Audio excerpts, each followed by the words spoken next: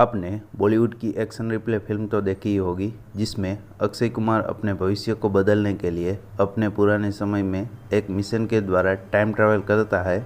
हालांकि वह एक काल्पनिक कहानी पर आधारित फिल्म है, जिसका सच्चाई से कोई लेना देना नहीं है। वैसे दुनिया में कई लोगों के टाइम ट्रैवल घटनाओं की बातें आए दिन होती रहती है।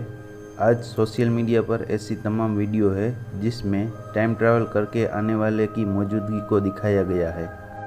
ऐसी कई कहानियों पर तो हॉलीवुड फिल्में भी बना चुका है, लेकिन उनकी सत्यता पर भरोसा करना उतना ही कठिन है जितना किसी मरे हुए आदमी को दोबारा से जिंदा हो जाना।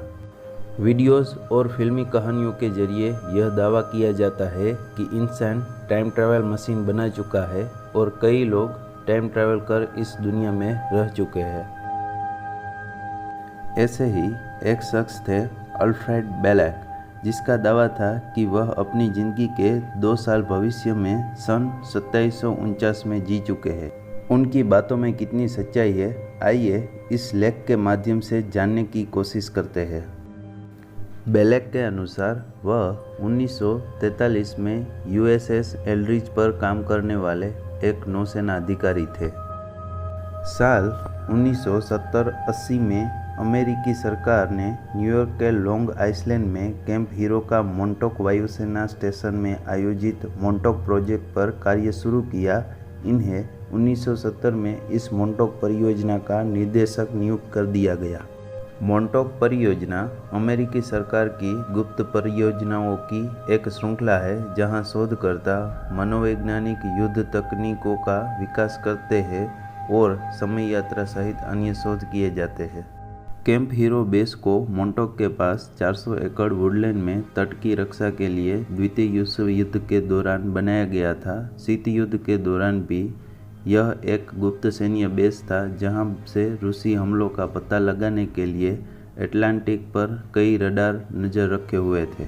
लेकिन सन 1981 में इस बेस को बंद कर दिया गया, जिससे यहां पर कई गुप्त प्रयोगों के लिए जाने की अफवाह फैलने लगी। लोगों का दावा था कि यहां पर अमेरिकी सरकार द्वारा मानव मस्तिष्क की सीमाओं का परीक्षण किया जाता है। बच्चों का अपहरण कर उनके ऊपर कई प्रकार के प्रयोग किए जाते हैं। बहरहाल इसके कुछ साल बाद अचानक साल 1990 में बेलेक ने मीडिया के माध्यम से दुनिया के समक्ष यह खुलासा किया कि वह टाइम ट्रैवल करके आए हैं। उन्होंने दावा किया कि वह भविष्य के 2 अलग अलग समय में रहकर आए हैं। उन्होंने बताया कि अमेरिकी सरकार की ओर से कई गुप्त आविष्कार किए गए, जिसके तहत वैज्ञानिकों ने टाइम ट्रैवल तकनीकी का निर्माण किया।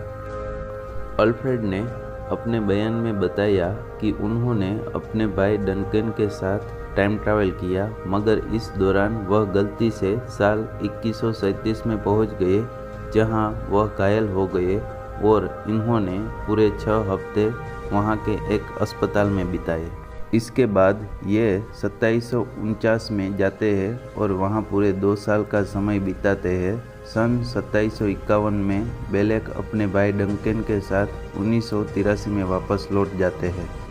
अल्फ्रेड बेलेक ने दावा किया था कि 2749 आने तक धरती का भौगोलिक ढांचा ही बदल जाएगा। इतना ही नहीं, दुनिया भर के महाद्वीपों की भौगोलिक सीमाएं तक बदल जाएगी। फ्लोरिडा पूरी तरह से गायब हो जाएगा और उस स्थान पर सिर्फ ज़मीन का कुछ टुकड़ा मात्र बचा रह जाएगा।